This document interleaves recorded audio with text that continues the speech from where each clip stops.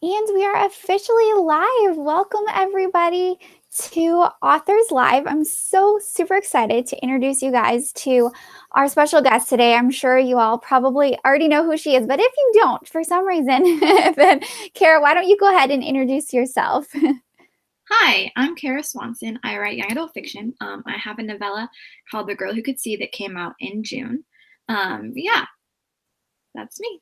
Yeah, well, we're super excited and honored to have you here. I know that a lot of you have been sending me questions on Instagram and social media, and I know a lot of you are excited to ask Kara your questions. And I also have questions for Kara. So we're going to go ahead and just share the link in a couple of places. That way, those who are wanting to tune in but can't figure out how can join in. So while I'm sharing the link, let's think of a question for you. I guess we'll just start at the beginning. Like, tell us about The Girl Who Could See. What's that about? What inspired it? Yeah, so The Girl Who Could See is a novella. So it's not quite a full-length novel. It's almost the size of a NaNoWriMo novel, but not quite. It's 30,000 words. Okay. So it just squeezes by there. So I have had Lyme disease for about 6 years, and I'm almost Oh, wow. Lyme free. But That's awesome. Yeah, but it's been a long journey for sure. And so one of the things that I found with having Lyme, especially kind of during the hardest portion of being sick, when I was pretty much just bedridden, was that I could still write. And it was one of those things that definitely was a mercy from God, because I had so much brain fog and so much just Mm. hard time processing things that I shouldn't have been able to collect my thoughts enough to write. But I could. And so I had this idea, while I'm lying in bed and unable to do things, that I really wanted to release a story. And I wanted to learn everything I could about the publishing industry. And I wanted to tell something that was short-ish. And I wanted to be able to incorporate just some of the things that I was going through into it. Yeah. And then I had these two lines that popped into my head one day. They basically said, every child has an imaginary friend, mine never left. And so I was like, Mm. oh, what is this? That's fun. What a hook. Yes, yeah. So I was like, okay. So I just started coming up with different ideas. I knew that I wanted to keep it short. So I'm not usually a plotter, but I did plot The Girl Who Could See because I wanted to kind of Okay. tighten it up as much as I could. Yeah. And so I plotted it. I wrote the first draft in a week. Um, and then I just kept going through and finessing it and adding in more details and kind of expanding on the story. When it started out, it was only 16,000 words. It was like a short story. Uh-huh. So it was pretty tiny. And then I just kind of kept adding and developing. And Tristan's name changed a couple of times. But so basically, the premise of the story is it's about this girl named Fern, and she has this imaginary friend, this guy, this blonde warrior guy that has followed her around since. Nice. And everyone thinks she's crazy. And every now and then she'll see aspects of his world that bleed into hers. And so because of it, Mhm. she has a lot of things that she can't do. Like she can't drive anymore because, she'll see this rusted spire pop up through the ground and it's not actually there. Mm. So she'll swerve, no one else sees it, accident. Wow. Yeah, and she has a hard time keeping a job because she's constantly trying to tell what's real and what's not. And Mm. she's taking care of her niece, but because she's technically insane, she's not supposed to legally be taking care of her niece, so she kind of has to like figure out how to do that. Just there's all kinds of different things that she's dealing with. But it was cool because having Lyme, I wasn't able to drive for a very long time. I just got Mm. my license when I was 21 this year. Um, and so being able to incorporate some of those emotions and having Lyme, my brain felt like it was playing tricks on me a lot of the time. So I just could really understand kind of the mentality and the struggle that Fern had. So I Yeah. wove a lot of that through the story itself. And then, yeah, just had a lot of fun figuring out a launch team and finding a cover designer and watching a bunch of YouTube Yeah. And tutorials your on cover is gorgeous. I'm sure everybody tells you that, but it's like, I love the cover so much. Thank you. Yeah.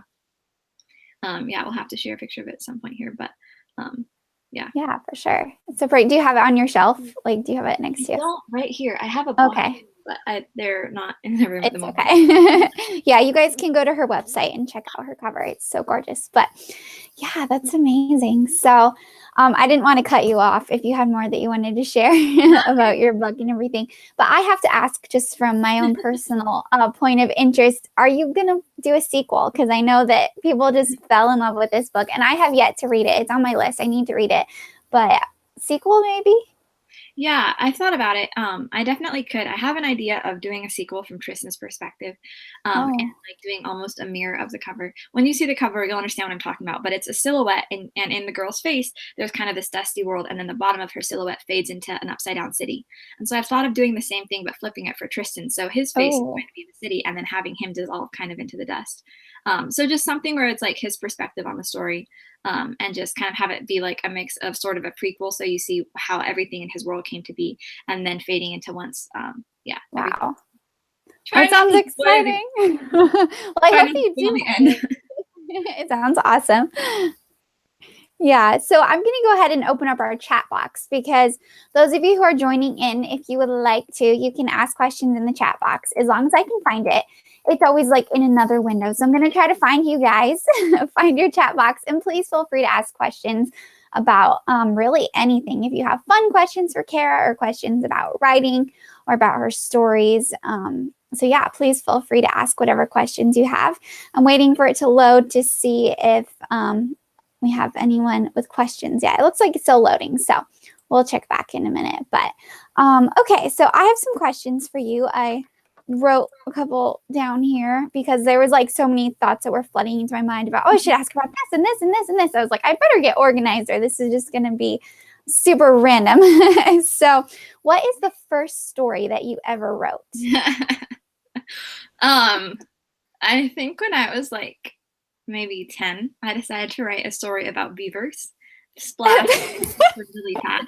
And their whole underground, like, yeah, their beaver dam and all of the intricacies. And That's so great. that was my first story. You asked. Wow. No, I think after that, I wrote a fantasy story, though. So, you know, I yeah, figured out my genre pretty quickly. unique. It wasn't about beavers. Hey, you never know. Stories about beavers could be the next big Hey, thing. I it could mean, be the next it could thing. happen. I was ahead of the curve at 10 years Yeah. old. That's so great. All right. So, all right. It looks like the chat box loaded. So, yes, it's working. And you guys, please let us know if there's any audio issues, like if you can't hear us or if there's weird feedback or anything. Just please feel free to let us know. So, what is the hardest thing about being a writer? There are so many great things about being a writer, but there are some very difficult things as well. So, what would you say is the hardest thing? Hmm. I'm trying to think. I feel like sometimes it like depends on, I guess, different aspects. Like rejection is always hard, Yeah. because you work really long and hard towards something, and then like just in a moment, it's like, oh, sorry, all of these months of work towards something, it doesn't work out, which is hard. But it also is one of those things where you kind of go into it knowing that that's it's a long haul, and you're gonna have to just stick with it and keep trying, keep knocking and knocking, and eventually a door will open. I think as far as like the actual writing process goes, for me, it's hard to find like time and space for my brain, because especially I don't know, because I write fantasy and because I hop around in different genres, like I write Mhm. paranormal, I write urban fantasy, there's just a lot going on in my head all of the time. And so Yeah. like I'm working on a Peter Pan retelling, and it basically every single character is an unreliable narrator, so all of them are lying to the main character, so nothing that's actually happening is actually the truth. And Oh so my goodness. it's really fun, but it's like trying to keep like, yeah, it's like trying to keep 16 different stories straight and then know like Oh, what the wow. actual story is at the same time. And so it's Yeah. things like that I think are harder for me, is finding the mental energy to wrap my head around all of that, and Hmm. trying to make sure that I'm keeping up with everything else on top of it, and work and family Right. and life. Yeah, But yeah, definitely. so yeah.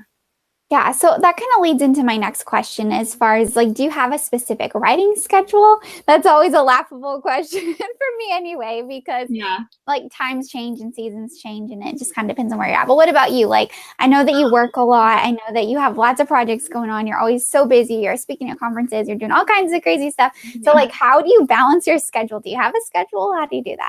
Yeah. It really depends on the project and on the deadline. I like for the Peter Pan retelling right now. I'm giving myself to the end of April to have it plotted, and I'm almost finished. Hmm. And then I'm going to try. I generally, when I've set myself a deadline, or it's like I need to get this project done as fast as possible, I'll usually write 3,000 words 5 days a week, and then get about 5 chapters done a week. And then Yeah. I can up that if I need to. But at that rate, I can get a full novel done in, a month to 3 months. Um, Mm-hmm. so That's great. yeah, and then I usually, depending on what's happening, but I oftentimes will write at night. I'm kind of a night owl, so depending on what's happening, sometimes I'll write from like 10 to midnight, or if it's like Yeah. deadline and coffee, 10 to 2. Yeah. And that way I kind of have the rest of the day to keep up on work stuff and hang out with Mhm. people and whatnot. So yeah. Yeah, that's exciting. Well, I have some questions about your Peter Pan retelling, but I'm gonna wait. Like it's lower on my list. So it's like because I've been seeing all of your fun posts. If you guys don't follow her, you need to follow her on Instagram and get connected because it's so fun just to kind of see your little sneak peeks and your Pinterest boards and just everything that you're doing. And so we will have to talk about that, but that's later. So I have to like restrain myself to wait from talking about that. But my next question for you, since you kind of mentioned it in talking about the word rejection, and I think that that's something that most writers struggle with because that's, I mean, you pour your heart and soul into a project, and then there's so many no's and so many things, especially if you're in the traditional publishing world, which I know that you are, and that's kind of where your heart is and what you've been pursuing. And so far, a lot of the authors that we've interviewed have been more involved in indie publishing. So I love that you can kind of bring a different perspective as far as traditional publishing. So what has your journey been like with that? And as far as handling the rejection, like how did you get started? And yeah, Yeah.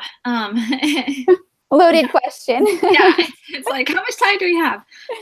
Basically, I, um, when I was probably, I'm thinking I was probably 18 or 19 when I decided that I wanted to like go full swing toward traditional publishing. And Mhm. that was about the age that I started pitching. So I started, mostly I started pitching at writers conferences. There's a couple, because I live in California, I'm pretty lucky that there's a lot of conferences Yeah, nearby. that's Um, great.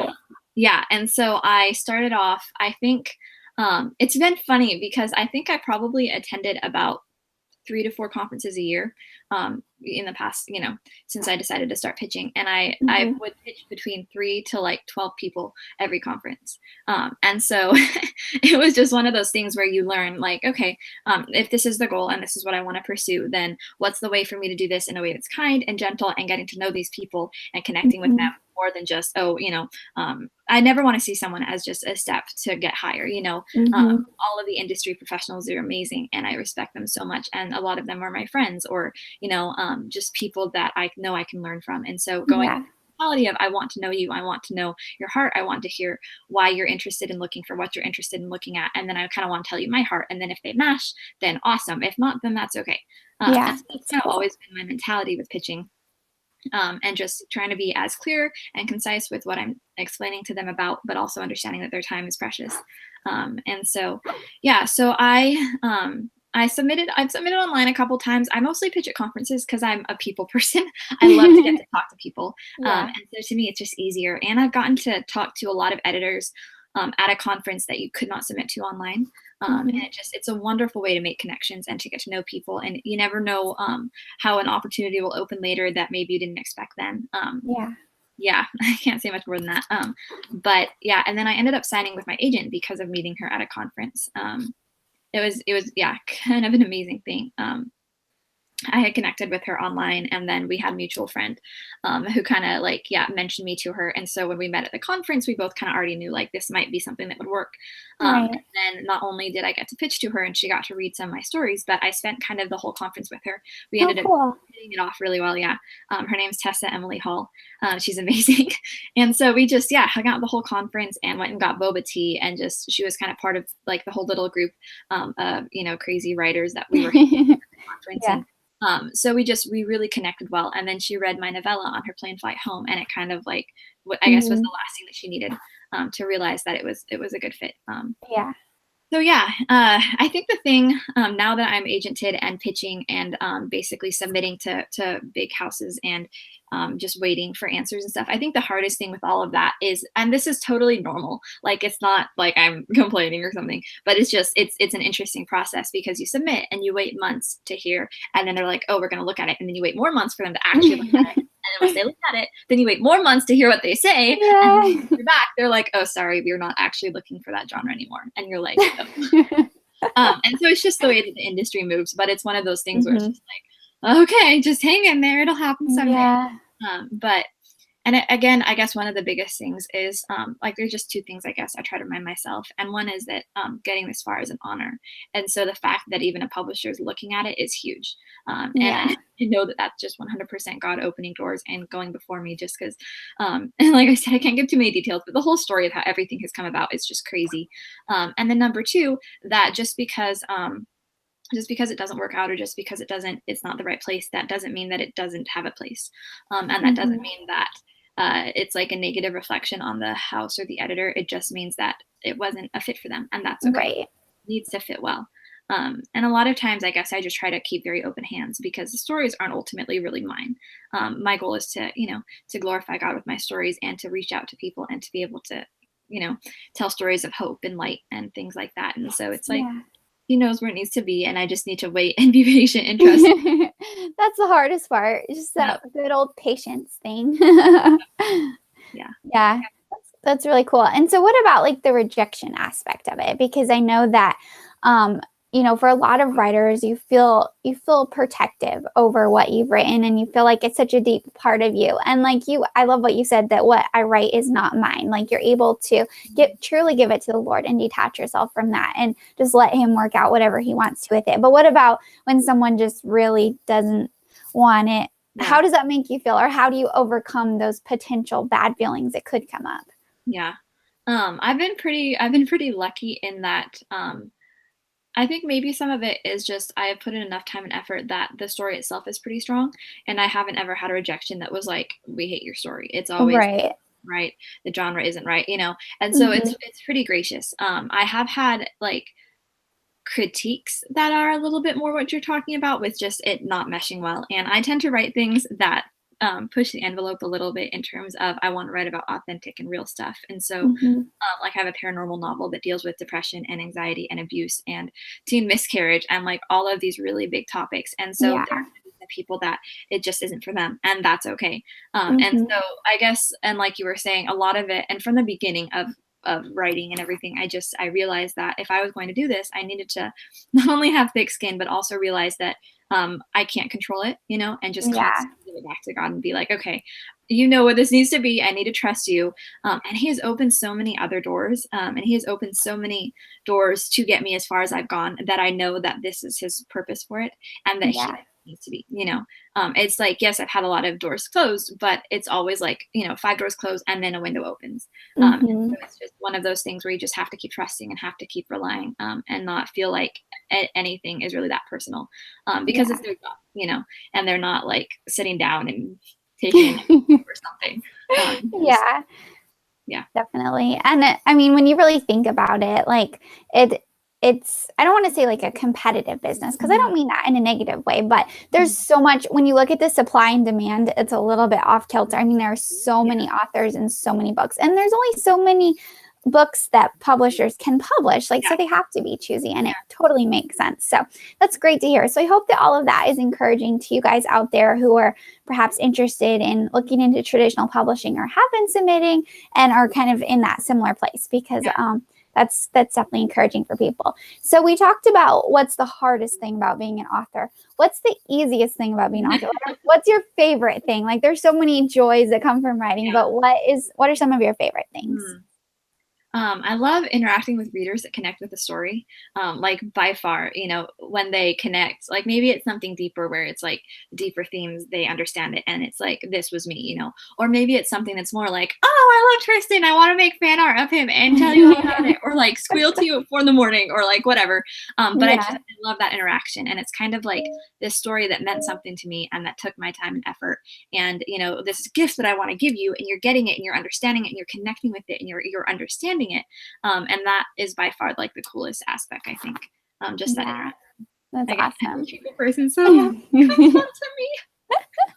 Yeah, and I think that's so great. I love that, like the day that we live in with technology, and the fact that we can connect so easily and so like quickly with people who, like, they can read it and then they can send you a message on Instagram and be like, "Oh my goodness, I love it." And so, I oftentimes think about authors like 100 years ago, like, and they would pour their heart and soul into their project, and then they would just have to wait, and maybe they'd like meet somebody on the street who would talk to them about it. But otherwise, there wasn't that instant connection. So we're Yeah. so blessed to be able to live in this day and age where we can connect with people. And also as authors, connecting with other authors and connecting with community. And I know that the majority of girls who are watching this are all writers. And, you know, it's like we all have this passion for words, and just the fact that we can all come alongside each other and encourage one another and have that community with authors and readers and readers and authors and everyone all together. It's just so much fun. Like, we're so blessed to be able to live where we do right now in history. It's amazing. So, all right. So, who is your favorite fictional character that you've ever created? Oh man, I feel like each character means a lot to me in different ways. Um, it's hard to like say a specific favorite. As far as characters that are always really easy to write, um, I have a character in my paranormal novel named Eli. He's like this redhead with curly red hair, and like he can create fire and stuff. But he's like the sweetest character ever. He's just very gentle and kind-hearted and all these different things. And he's very easy to write just because he's very much like my personality. But he has kind of an interesting backstory, and so I never have trouble knowing what Eli is going to say in the moment. Everybody else, the character I'm writing, like, you know, I don't usually write from his perspective, but I'll have like him interacting. And so the character I'm writing from, I may not understand what she's going to do. I also know what Eli's going to do. And so it just, yeah, finding characters like that. I'm also having a lot of fun writing Peter Pan. It's by far the scariest character I've ever had to tackle, because it's like, how do you take a classic? No kidding. Yeah. And so make him your own, give him his full, you know, give him a character arc, all of that, make him an interesting character, but still very much remain true to what the original story was and all of that. And so it's a lot of fun. He's a little nuts and wild and crazy and fun and aloof and just Peter. And so that's a lot of fun too. Yeah. Okay. So we might as well talk about it now. We're far enough in. People have gotten an intro. They know who you are. We can talk about Peter Pan now. Okay. So where did you get this idea? Tell me about it. I love the idea so much. It's great. So let's see. Writers conferences, I tell you, they do everything. Like my very first writers conference, I met this girl named Alicia. And Alicia, if you're watching, I love you. And she became one of my really, really good friends. And so she's a huge Disney nerd. We both are. And so we bonded over like Disney and stories, and she writes fantasy and whatnot. And I don't remember. I think it was like a couple months into our friendship after like we had left the conference, and we both live in different areas. And so we were just keeping up kind of long distance. And we had this conversation. I remember mentioning to her that I don't remember if, I think maybe she was going to London to visit the Kensington Gardens and was sending me a picture of the Peter Pan statue or something. And I remember mentioning to her, wow, that's so cool. I love Peter Pan, but there's very few really good Peter Pan retellings. And I was telling her that there's a lot of retellings, but I didn't want another story that was like Peter Pan, but set in modern times or something. I wanted something that was a continuation and took the story and kept going with it, because I always thought, wouldn't it be interesting?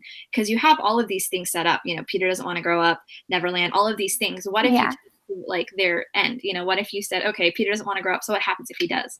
And not just in like a hook kind of way, but in kind of a different way. And so we kind of ended up getting into this long conversation about, okay, well, if there was a good, you know, a Peter Pan retelling that was like that, what would it look like? We ended up brainstorming for something like a year or 6 months, just for fun, back and forth over voice message. And we basically created an entire backstory to a world. And a Peter and his backstory and different aspects that I can't tell because they're spoilers, but we just we came up with a bunch of fun kind of background concepts.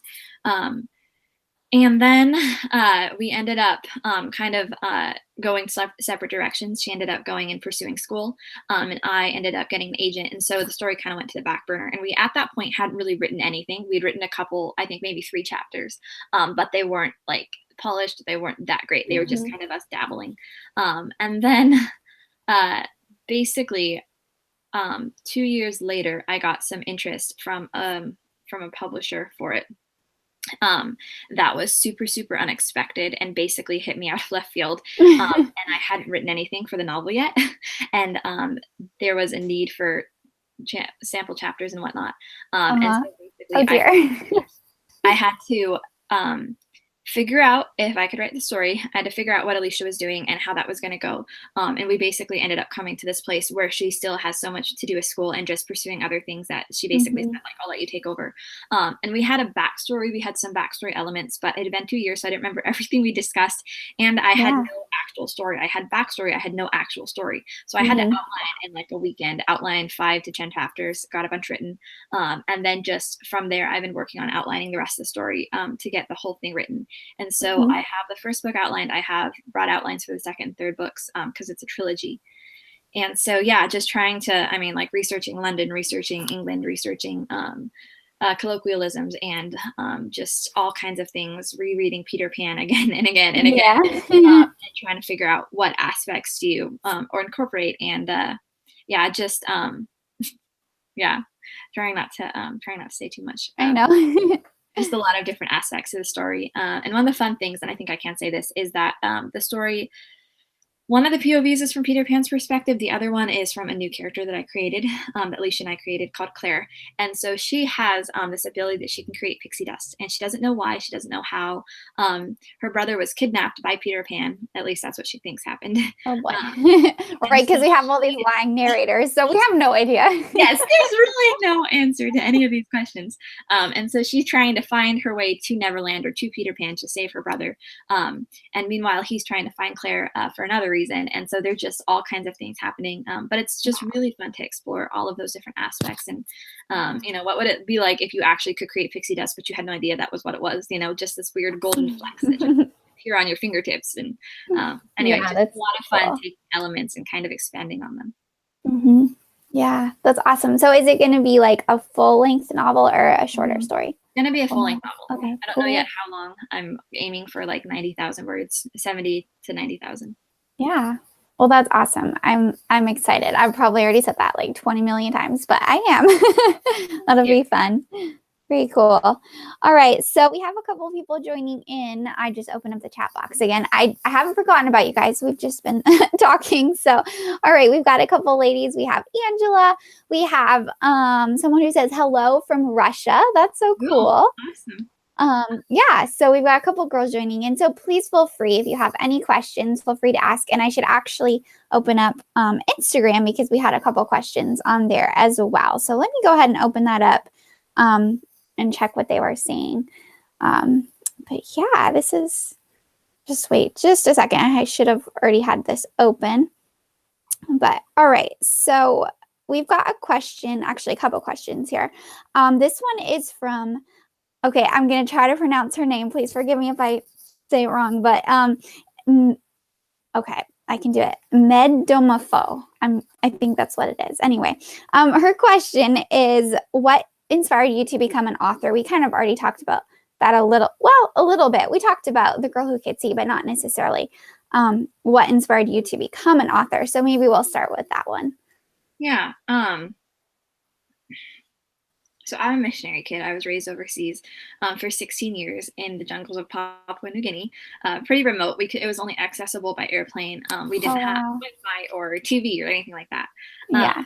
And so one of the things that quickly at a young age I realized that I loved was reading. And so I would read to kind of expand the world. And, when you don't have a lot of other options, reading is pretty exciting. Um, Yeah. and so, yeah, I love to read and I love to create. Like I've always been super creative. And for as long as I can remember, I always told myself stories to fall asleep. Like when I was little, I remember I would watch like the animated Justice League TV show, and at night I would go to bed and I would lay in my bed and I would stare at my roof and I would like think through more adventures that they could have and Aw. just like picture it. And so it's like I couldn't fall asleep without a story. And my dad would read to us at night.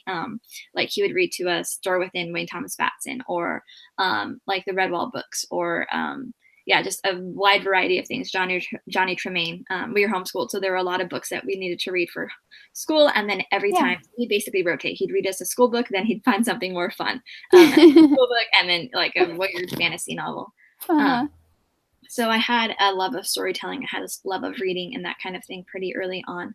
And I think maybe because I was homeschooled and I was always jotting down stories and writing and scribbling, but I don't think I ever realized that I was necessarily like good at it or that it was a unique aspect because I didn't really have anyone else to compare myself to when it came to Mhm. writing. And so it wasn't until I was a little bit older that I started realizing, like, hey, I'm actually not bad at this. And it's actually like something that I enjoy doing. And maybe I could do this. Um, Yeah. when I was 16, I met another missionary kid friend overseas in Papua New Guinea. And she was working on a Star Wars, like, fan fiction story type thing. And so we were talking about it, and it just sounded like so much fun. And so I was like, hey, we should work on a Star Wars story together because I'm also a huge Star Wars nerd.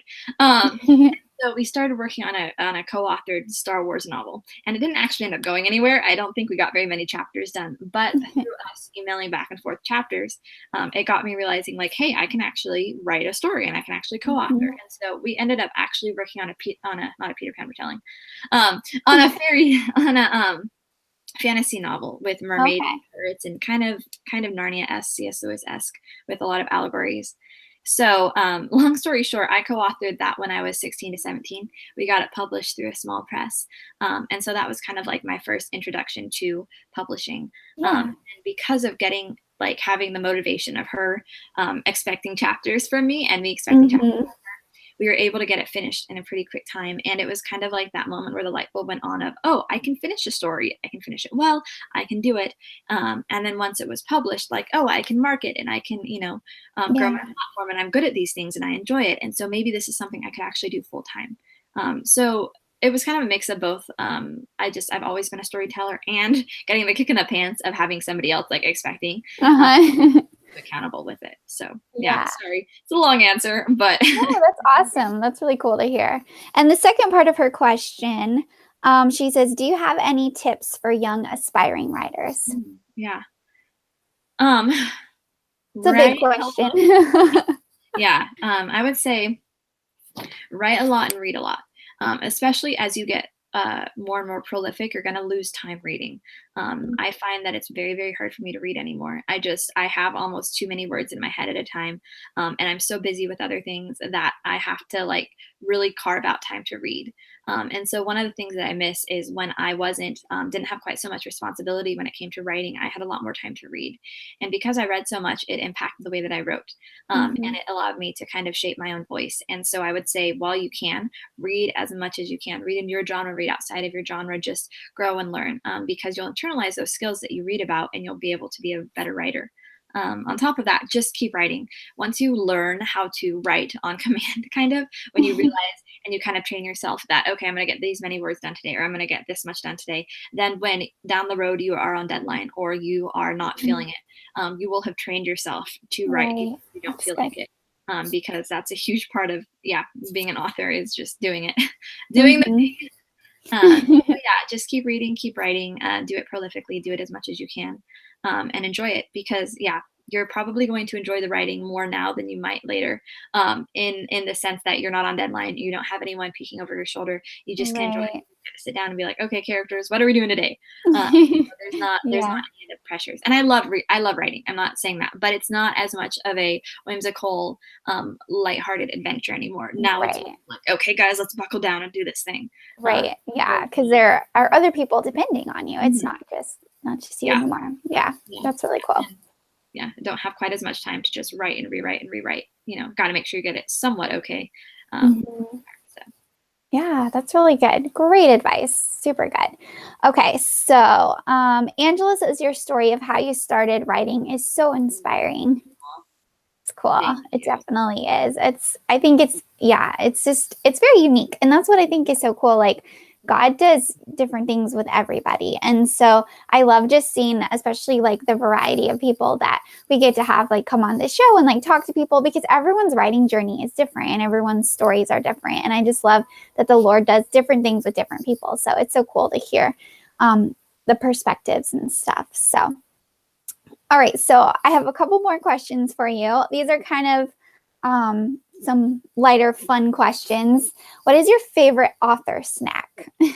Oh, chocolate. Yeah, chocolate will Or get you through anything. or coffee. Oh, yeah, for sure. Yeah. Um, let's see. It really depends. I like combining kind of sweet and salty. So sometimes if it's like I'm on deadline and I need to be up super late, I will put like walnuts and chocolate chips together or something like that. So I get Mm-hmm. protein and I get like a little bit of the salt with the sweet. Yeah, chocolate. I'm not, Yeah. give me chocolate and I'll be your friend. That's a perfect answer. All you need is chocolate. Yep. So, what about your favorite place to write? Do you have a favorite place you like to write? Um, yeah, I love writing in coffee shops. I feel like Okay. because I've done it so much, and when I was writing my paranormal novel, I wrote it in like 2 or 3 months, and it's 150,000 words. It's gigantic. Wow. I promise. But when I wrote that, I was on deadline, and so I would write for about 4 hours every day, or 4 5 days a week in a coffee shop. And just because I did it so much, my brain now almost is like the minute I sit down in a coffee shop, it's like it's time to work, and so everything together. Yeah. And so it's cool because I feel like I can, be at home and distracted in Netflix and chocolate and like but the minute I walk in the Mhm. coffee shop, it's like, oh, we're here to work, we're here to get words done, and yeah, everything just kind of fits together. So I really love writing coffee shops. I also I like my room. I recently moved in with my grandmother because I Oh, love my cool. grandmother, and we're in California, so cheap rent is beautiful. Yeah. And so I have a desk, and I'm sitting in like a little window seat right now. You can't see it, but and so there's just a lot of cool little nooks that I can tuck away to get some writing done. I have fairy lights hung up on my wall, and so like I don't know about you, but I have to get in like the mood for different stories. And so with the Peter Pan one, usually I'll write at night and I'll have my fairy lights on, and it's very like Aw. uncanny, and it's That's so fun. Yeah, yeah, magical. yeah, Yeah, that's cool. That's funny that you like to write in coffee shops because, like, I mean, I live in a pretty small town, and so our coffee shops are kind of limited, like the variety that we have to choose from. But there was a brand new one that just came in a couple months ago, and I was so excited. I was like, yes, I'm going to go and hang out and write so much here. And like, I tried to write there and I just couldn't. Like, and so I don't know, for now, my room is all that's yeah. working. But I love that people can actually write in coffee shops because it makes you sound that much cooler. Like you went to the coffee shop and wrote your novels. Like that's pretty cool. Pretty hipster. Yeah. I also listen to music while I write. Like I can't write without my music. I have playlists and stuff. And oftentimes I'll find a song that reminds me of a character and I'll play it on repeat. Because I'm not I stopped listening to the lyrics and it's just like in the back of my head, but it helps with like the tension or whatever's Right. happening. Hmm. And so because of that, like I find kind of a booth that's off to the side in a coffee shop, and I have my headphones on, and so I just kind of block everything else out. So I don't know if the music helps me at least. Yeah, that's good. That. Yeah. That's cool. And I know like I have trouble with the music. Like someone just asked me that the other day. They're like, "Do you listen to music when you write?" And I said, "Well, I listen to music when I'm brainstorming. Like when I'm just like plotting and brainstorming, but when I'm actually like trying to form the words and then there's other lyrics going on in my head, I'm like, be quiet. I can't do this." Yeah. But that's Yeah. cool that you kind of have those songs going in the background. Mhm. So I don't know if I'm allowed to ask this or not. If not, just say skip the question. But do you have like a Peter Pan song like that there's been? Oh yeah. Um. Oh, there's a lot. um. Let's see. Have you ever heard? I think it's called Neverland by Zendaya. It's from the Finding Neverland musical. Oh yeah. They Hmm. did like a pop version of it, and that's beautiful. I love that song. Oh yeah, Uh, that's a good one. let's see. I should like just go look at my playlist. It really like depends on the character and kind of what is needed. Um, Yeah, there's a song by give me a second, I'll find it. you're good. Uh, there's a song by Kelsey Ballerini called Stilettos that kind of reminds me of Claire, and it's talking about Okay. basically the whole premise of the song is that she wears her pains like stilettos. As bad as it'll hurt, you'll never know. She'll just keep kind of walking and like faking it Uh-huh. basically. And so that song, like kind of when I'm writing Claire's chapters, I'll usually have that song on repeat just because it reminds me of kind of like her tough but strong but like feminine, I guess, strength, Hmm. through the character.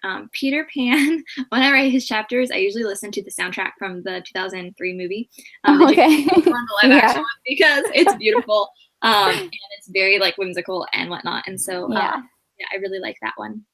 It really just depends on kind of the mood and what I need for the moment. Yeah. Mhm. Yeah, that's fun. I love it. Yeah, I know oftentimes like authors don't want to share the songs until after the book comes out. And then they're like, here's the official playlist.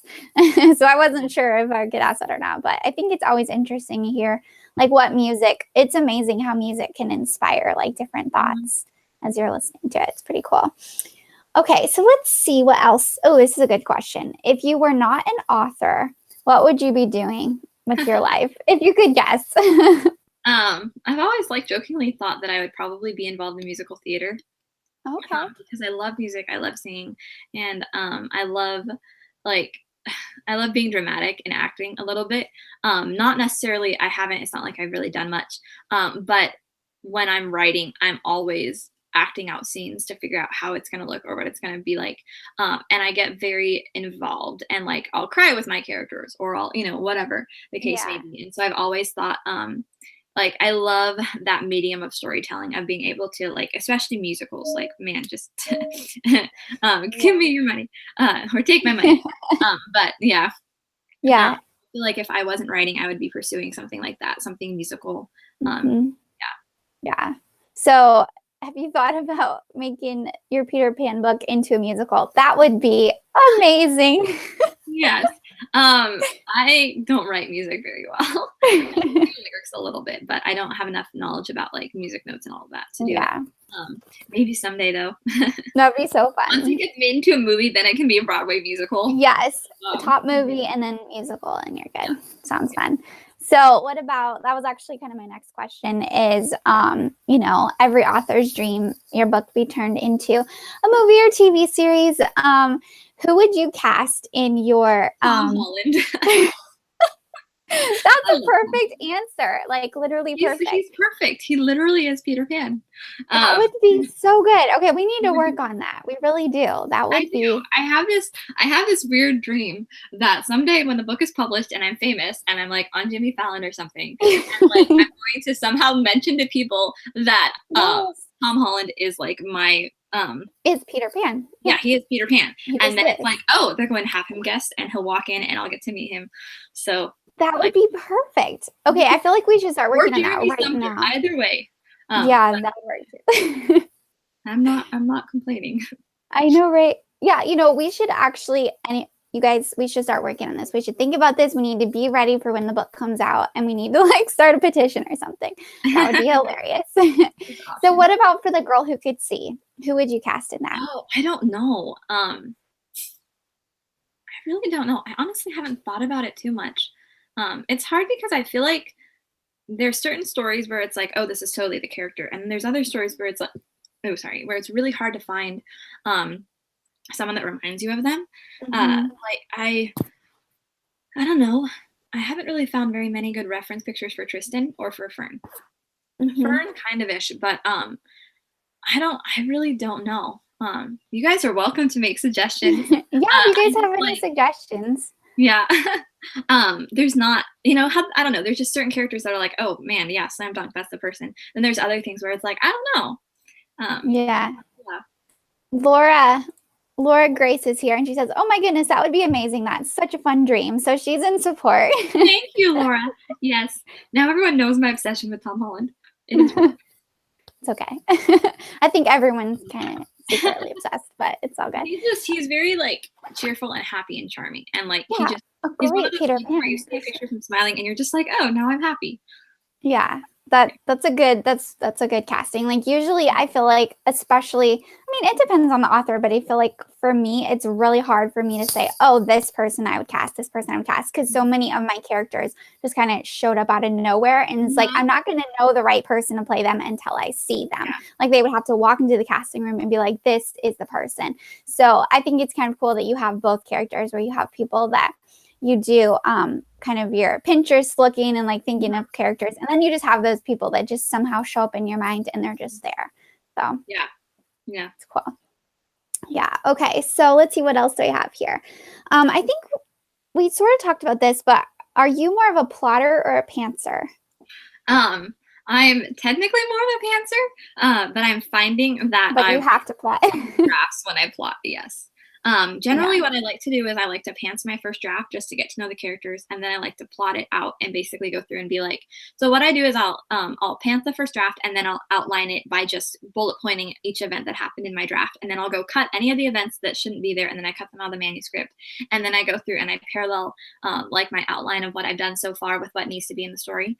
Um, Hmm.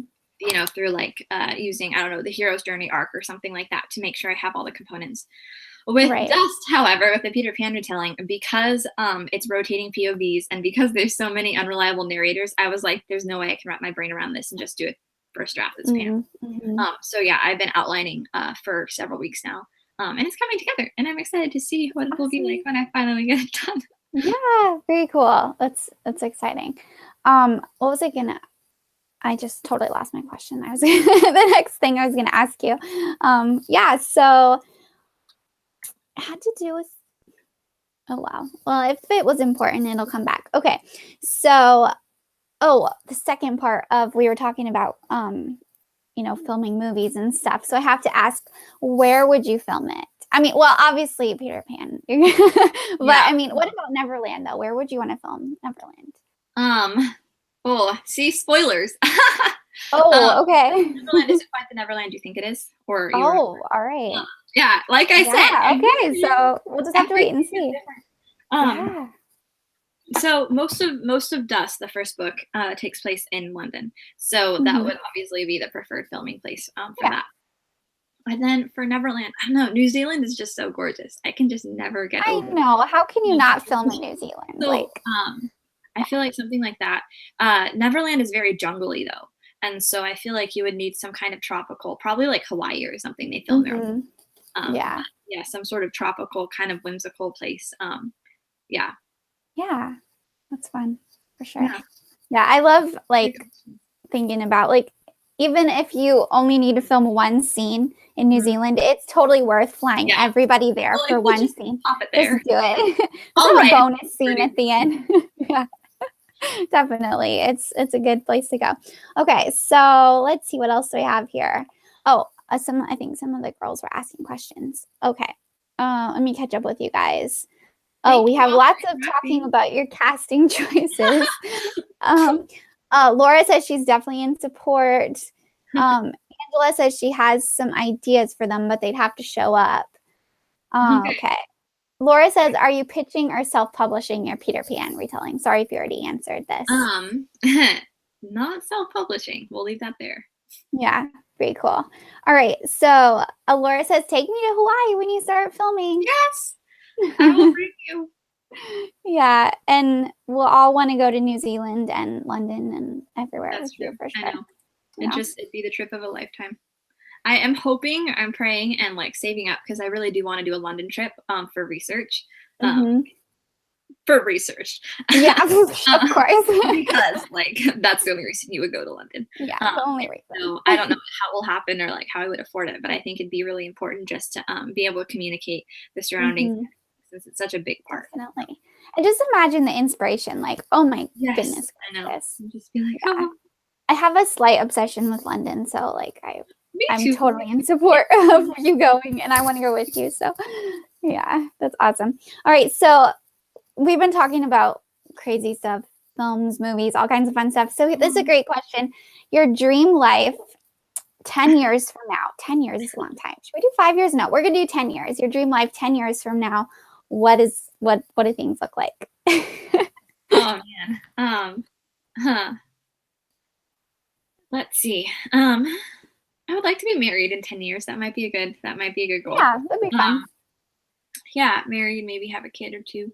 I want to have a dog of my very own. I want I want a husky. My family has, Oh yeah. but with where I'm living right now, my grandma has 4 huge furry not angry, but feisty cats. And so I can't have my huskies here. So I want one for my own that I can have wherever I end up going. Yeah. What I would love to do, like one of the reasons that I want to pursue traditional publishing is because I really want to have a platform to be able to reach out to the people that maybe feel like their stories haven't been told, or the people Mm. who have been through a lot of just really raw and have a lot of heart wounds, I guess. And I want to be able to say, I see you, and to say, there's hope and there's healing and there's light and there's beauty. And even with the Peter Pan retelling, there's a lot of elements of that in the story as well. And what does innocence mean? What does growing up mean? What does it mean when this innocence has been taken from you? Can you still find, I guess, beauty and hope, and those kinds of themes? And so I guess for me in 10 years, what I would love is to have the opportunity to be able like if somebody asked me this the other day, like, what do you view success as an author? And to me, it's like being able to sit in a room with a bunch of teens and just sit cross-legged on the floor of the stage and just have like a microphone and just talk and be like, Yeah. this is my heart. This is what I'm passionate about. This is what my stories are about. How can we wrap our arms around each other? How can we come alongside each other? What can I do? How can I encourage you? Because it's not necessarily about having a huge platform or having a bunch of people like selling a bunch of books or having a bunch of people know my name. It's more about I Mhm. want to be able to reach more people. And Yeah. so whatever way I can do that is, what matters to me. So, Yeah. That's awesome. So I know that you grew up on the mission field. Do mhm. you feel at all like called to go back at all, or is that like your childhood? Yeah, not as much. I feel like Mhm. because it was 16 years and it was, I've been back in the US for about 4 years. But Okay. I guess I feel like I've experienced so much there and I haven't experienced as much here. And Mhm. even where my giftings are, like writing and everything. I love the publishing industry. I love every aspect of it. I love the people. I love what I'm learning and Yeah. growing. And if I got married and my husband wanted to become a missionary, then I have a career that I could do anywhere. And so it's like Mhm. I would follow him. But for me, I don't feel like God has put that specific calling on my heart. I Right. really want to do ministry. I want to, like I was saying, I want to work with teens. I want to be able to encourage them. Um, Mhm. I want to, yeah, all of that. But I don't necessarily feel a tug to do that someplace else, if that makes sense. Mhm. Oh, definitely. Yeah, that's cool. Definitely. Okay, so let me catch up with you guys. Make sure we have any more questions. Laura says that would be cool if you and Nadine went and did some research together. That's true. I That should would have be asked her. fun. Let's see. Laura says, "Ooh, deep questions there." I know. All right. Well, this has been so much fun, and I want to invite you guys too, who maybe are just joining in. If you have any more questions, please feel free to ask. I think I've about gotten to the end of my questions. Of course, I could chat all day. I mean, it's so much fun being able to just like pick your author brain and Oh, talk to you thank about you. stuff and everything. My But pleasure. yeah, so I guess like for closing, is there anything that you want to share with people? Any last encouragement? I mean, you've already been so encouraging already with encouraging writers and just, not being discouraged by rejection or, just continuing like your reading advice was so good to take advantage of the time that you have right now. I mean, you've already shared so many good things, but is there anything else that you'd want to share? Um, and I mean, I guess I've already said this, but I guess I would just reiterate, to hold it all loosely because you never know what the intent and the purpose is that God has for your stories. And I always kind of think like if I can touch one person and one person can read my stories and be encouraged or be changed or be talked out of something, Hmm. then that's a slam dunk. You know what I mean? Yeah. That's it. And so you never know what the intent is and what he wants to do with your stories. And maybe he wants you to sell a bunch of copies and to touch, hundreds of people. Or maybe there's that person down the street and she's not going to be touched by the person selling hundreds of copies and she's only going to the only story that's going to reach her is yours. And Hmm. so I think we need to have, keep open hands and realize that our stories are a gift, and that they are a passion. And ultimately, first off, we write kind of for ourselves and for his glory. I write for myself because it's how I communicate, it's how I work through things, it's how I process. And I Yeah. enjoy it. I love it. And to me, it's like I would never want to get to the place to where my writing dims in my eyes because someone else doesn't want it. I Hmm. want it to always be this thing that's like I'm creating with God. I'm telling a story that I'm passionate about, that I'm learning, I'm growing through, and Yeah. someone's going to learn and grow through it with me. I don't know who they are. I don't know how that's going to happen, but I guess relinquishing it and realizing like God gave me this gift. He gave me the stories. He's helped me to get as far as I have. He's taught me so much through it. He cares about it as much as I do, and he knows what needs to happen with it. And it's when God opens those crazy doors that it's like, wow, this is where I need to be. And those are the moments I think when it is so encouraging because you realize you're not alone, and that Hmm. He does see you, and that He is involved with it. And so if you can trust him and remember those moments that he has opened doors and things, then it will carry you through the times when you're not sure, and when Right. things keep closing. And on top of that it's okay to be sad about rejection. Like it's sad. It's not a happy thing. It's not like great, I didn't want it. But also to like, I guess, have perspective in that of like, go have a Mhm. good cry, eat some chocolate, go watch a rom-com, and then get back up and do it again and realize Yeah. it's okay. Something else I was going to mention is I kind of always look at traditional publishing like they have like a table full of holes, and there's like all these little round holes that they're trying to fill. And maybe Mhm. you aren't a round hole, maybe you're a square and you're just not going to fit where they need it to fit. But that doesn't mean Right. you're not going to fit somewhere else. That just means that for the amount of spaces that they had, you weren't the perfect fit. But that Mhm. doesn't necessarily mean that you're not the perfect fit for something else. It's like a very, very specialized thing. And it's not a bad thing. It's just, Yeah. yeah, the Yeah, name of the that's game. good. Yeah, I love that analogy. That's really cool. Very, very awesome. All right. Well, I yeah, all right. I just checking the girls to make sure they didn't have any other last minute questions. But thank you so much for joining us. It has been so much fun. And for people who are watching who don't know anything about you, they can go to your website, which is KaraSwanson.com. very simple, your name. Okay, cool. And you can find all her social media and everything on there. And like I said, you guys, you need to follow her on Instagram because she's been Yes. posting all these little Peter Snippy. Pan Yeah. teasers and stuff. And And my it's Instagram handle, my Twitter and my Instagram are both just Kara_author. So it's pretty easy to find. yeah, that's awesome. All right, very cool. Well, thank you again so much for joining us Thank you today. It so was much, Libby. This has been so fun. And thank you everyone for listening in. You've made this so much fun. yeah, thank you guys for asking your questions and hanging out with us. It's been great. All right, well, I will talk to you later. And we don't have anything scheduled like for the next couple weeks as far as having some more guests coming on. But you guys just make sure to stay tuned because we're gonna have some people a little bit later in the year. So it'll be great. All right. Well, I hope you guys all have a wonderful day. Yes.